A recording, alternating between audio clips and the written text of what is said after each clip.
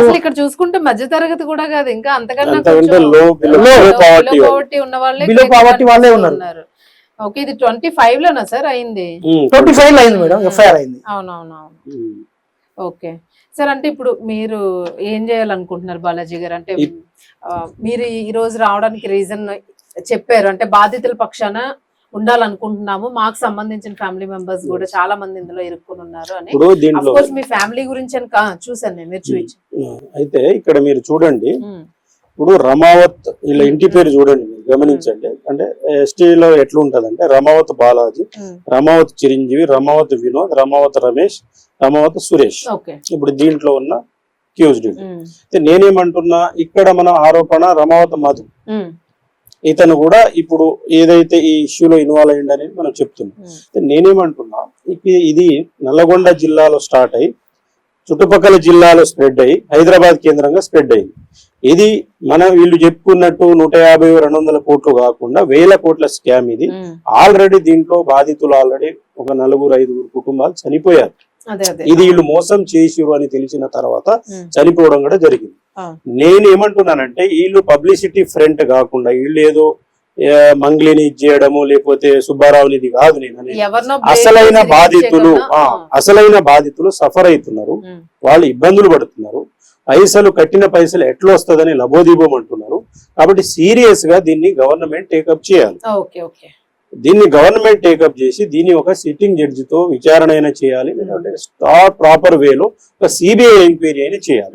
చేసి ఇప్పుడు వాళ్ళ బాధితుల యొక్క రికవరీ ఎంత వరకు ఉంటుంది? మళ్ళీ 1000 కోట్లు అంటే ఇప్పుడు బాధితులు తీసుకున్న వాళ్ళకు 1000 కోట్ల ప్రాపర్టీ అయితే ఉండదు కదా, వాళ్ళు మళ్ళీ ఎట్లా ఇస్తారు?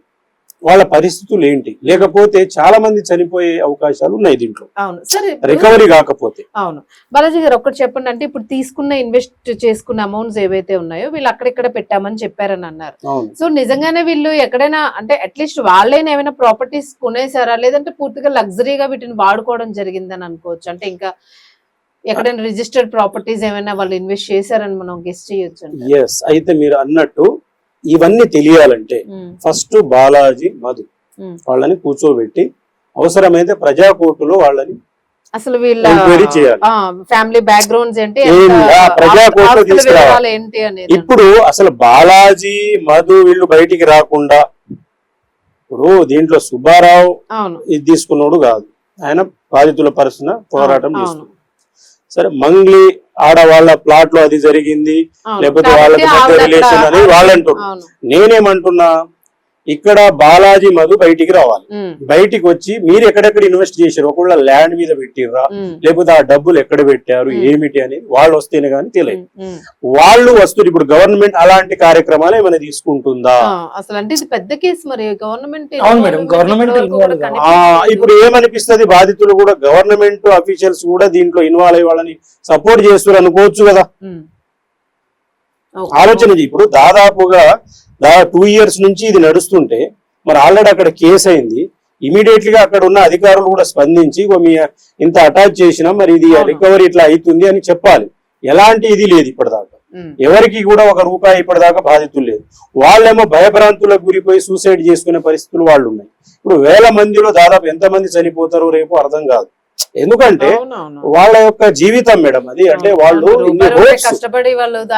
రూపాయి కష్టపడి పెళ్లిల కోసము, భూముల కోసము, లేకపోతే వాళ్ళ భవిష్యత్తు కోసం, చదువుల కోసము, హాస్పిటలైజేషన్ కోసం కూడబెట్టిన డబ్బులు కదా.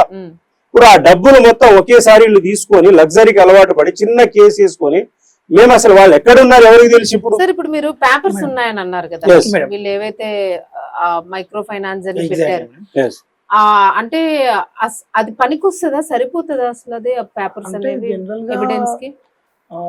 కోర్టు కన్సిడర్ చేయాలన్నా గానీ ఈవెన్ ఒక ఎవిడెన్స్ అనేది ఫైనాన్స్ లావాదేవీలలో ప్రామిసరీ నోట్ అనేది రాసుకుంటారు మేడం.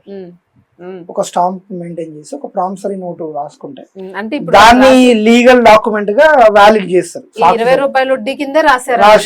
10%, 5% ఇట్లా. తర్వాత కొన్ని ₹100 బాండ్ పేపర్ మీద రాసి కొంత. ఇప్పుడు ఈ వడ్డీ వ్యాపారాలు కూడా ఏం చేస్తారంటే చాలా మటుకు డబ్బులన్నీ కూడా బ్లాక్ అమౌంట్స్ అనే మాట్లాడతారు మేడం. అంటే అకౌంట్ టు అకౌంట్ ట్రాన్స్ఫర్ అయిందేమో వైట్ అమౌంట్ అనే అంటారు. అయితే చేతులు మారే డబ్బులు ఏవైతే ఉన్నాయో వాటికి నమ్మకాలు తప్ప వేరే సగం సగం పెట్టుంటారా? అంటే ఇప్పుడు ఒక మనిషి అంటే వీళ్ళు ఏం చేసి మేడం, ఇప్పుడు మీరు ఫోన్ పే గానీ ఇట్లా అకౌంట్ టు అకౌంట్ కొడితే రేపు ఎవిడెన్స్ ఉంటాయి. కానీ వీళ్ళు ఏం చేసారు తెలుసా, ప్లాన్ తోనే మొత్తం డబ్బులు క్యాష్ మొత్తంలో లిక్విడ్ క్యాష్. వీళ్ళ దాంట్లో కండిషన్ అదే, లిక్విడ్ క్యాష్ తీసుకుంటే రేపు సింపుల్ గా మనం ఎస్కేప్ కావచ్చు. ఇప్పుడు నువ్వు అకౌంట్ పే లేకపోతే అకౌంట్ టు అకౌంట్ లేకపోతే phone pay are Google pay any transaction ఇవి ఉంటే 100% నీకు చూపించదు. కానీ ఇప్పుడు ఇక్కడ ఏమైతుంది, మీరే డైరెక్ట్ గా లిక్విడ్ క్యాష్ బ్యాగులు తీసుకోవడం, లిక్విడ్ క్యాష్ వేయడం, ఇవి జరిగి చిన్న పేపర్ ఏదో ఇచ్చిరు వాళ్ళు, ఎటు పోతుంది 100% మేము ఇస్తున్నాం మీకు నెల నెల పడిపోతుంది అంటే 2-3 నెలలు అమ్మి ఇచ్చేసి. ఇప్పుడు ఇది మొత్తం బయటికి రావాలి అంటే ఇక్కడ ఎక్కడెక్కడ డంప్ చేసిరు వాళ్ళు, ఒకవేళ ల్యాండ్ మీద పెట్టిర్రా లేకపోతే ఇండస్ట్రీ మీద పెట్టిర్రా, ప్రాపర్టీ మీద పెట్టిర్రా, ఎట్లా వచ్చింది, ఎట్లా ఇది చేసిరు అనేది ఒక ప్రాపర్ వేలో ఇన్వెస్టిగేషన్ జరగాలి. ఇప్పుడు అది కదా మనకు కావాల్సింది, అప్పుడు బాధితులకు న్యాయం జరుగుతుంది. ఇప్పుడు రాష్ట్ర ప్రభుత్వం కూడా ఎందుకు మేము రాష్ట్రాల్లో పేద ప్రజల కోసం ఉన్నాం, లంబాడ ప్రజల కోసం ఉన్నాం, గిరిజనుల కోసం ఉన్నాం, సబ్బండ కులాల కింది వర్గాల కోసం మేము ఇది చేస్తున్నాం అది చేస్తున్నాం అని చెప్తున్నాం. ఇప్పుడు నిజంగా కింది వర్గాలే ఇక్కడ మోసపోయింది, కింది వర్గాలే బాధింపబడ్డాయి. కాబట్టి రాష్ట్ర ప్రభుత్వాలు దీన్ని ప్రాపర్ వేలో ఇన్వెస్టిగేషన్ చేసి ఇలాంటివి మళ్ళీ జరగకుండా, మళ్ళీ రిపీట్ కాకుండా ప్రాపర్ వేలో దాన్ని ఇన్వెస్టిగేషన్ చేసి బాధితులకు మేము కంపల్సరీ న్యాయం చేస్తున్నామని అక్కడున్న అధికారులు చెప్పాలి, లేకపోతే అక్కడున్న పాలకులైనా చెప్పాలి. ఇప్పటిదాకా అక్కడ పాలకులు ఎందుకు మౌనంగా ఉన్నారు? ఇప్పుడు దేవరకొండ ప్రాంతంలో బాలు నాయక్ ఉన్నాడు,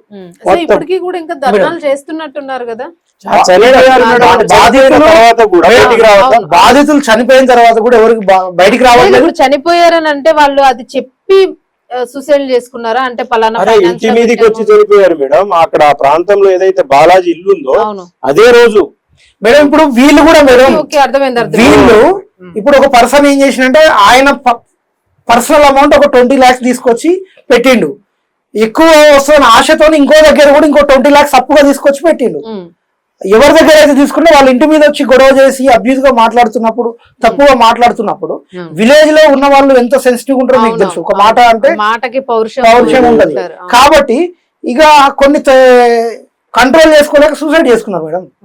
అదే విధంగా ఇక్కడ ప్రాబ్లం ఏమవుతుందంటే మేడం, చాలా వరకు ఫైనాన్షియల్ లావాదేవీలలో ప్రాబ్లం ఏమవుతుందంటే ప్రామిసరీ నోట్ల మీద రాసుకునేది ఒకటి ఉంటుంది, ఒరిజినల్ ట్రాన్సాక్షన్ ఒకటి ఉంటుంది.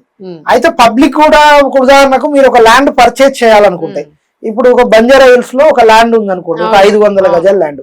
అయితే ఆ డాక్యుమెంట్ లో రాసేది ఎంత ఉంటుంది, 5 lakhs 10 lakhs 20 lakhs అనేది రాసుకుంటారు, గవర్నమెంట్ కట్టే ట్యాక్స్. కానీ అన్అఫీషియల్ గానీ మార్కెట్ లో జరిగేది ఉంటుంది, కోట్ల రూపాయలు వారు ఉంటది. అంటే ఇలాంటివి కూడా గవర్నమెంట్ ఎంకరేజ్ చేస్తుంది. ఇప్పుడు ఒరిజినల్ గా గవర్నమెంట్ కి అందాల్సిన ఏదైతే ట్యాక్స్ ఉంటుందో ఆ ట్యాక్స్ ని చేయడంలో ఇది ఒక అఫీషియల్ గా అందరూ చేస్తున్నారు, అందరికి తెలుసు. ఈవెన్ సబ్ రిజిస్ట్రార్ కూడా తెలుసు ఆ రిజిస్ట్రేషన్ చేస్తారు. మరి అది తప్పు అనుకున్నప్పుడు దాన్ని కట్టడి చేసే ప్రయత్నం చేయాలి కదా మేడం. ఎస్పెషల్లీ అట్నే చాలా వరకు ఫైనాన్షియల్ ట్రాన్సాక్షన్లలో ఇదే చేస్తున్నారు, దీన్ని ఒక ట్రెండ్ గా ఒక కల్చర్ గా చేస్తున్నారు. ఇలాంటి కొంచెం కట్టడి చేస్తే చాలా మటుకు ఈ బిజినెస్ ప్లాన్లని చాలా మీరు చూడండి మేడం, ఒక సంవత్సరంలో అవును మేడం, మీరు చూడండి మేడం, ఒక సంవత్సరం ఉదాహరణకి ఈరోజు ఒక సంవత్సరంలో దాకా చూస్తే, సంవత్సరం ఎండింగ్ లో చూస్తే దాదాపు రియల్ ఎస్టేట్ పేరు మీద మోసపోయిన వాళ్ళు కొన్ని వేల సంఖ్యలో ఉంటారు. ఈ మైక్రో ఫైనాన్స్ ఇంట్లో వాళ్ళు అంతే ఉంటారు. తరచు జరుగుతున్నా కూడా కామన్ గా ఇది కల్చరల్ గా అంటే కామన్ గా ఒక ట్రెండీగా జరుగుతుంది మేడం. దీని మీద ఎవరు కూడా యాక్షన్ తీసుకోండి. ఈవెన్ చట్టంలో కూడా పోలీస్ డిపార్ట్మెంట్ కూడా నా ఫైనాన్షియల్ వ్యవహారాలలో చూసినట్టుగానే వ్యవహరిస్తున్నారు. మేమేం చేస్తాం అని మాట్లాడుతున్నారు. ఇప్పుడు ప్రజలకు ఎటు పోవాలన్నది ఒక కన్ఫ్యూజన్. రైట్.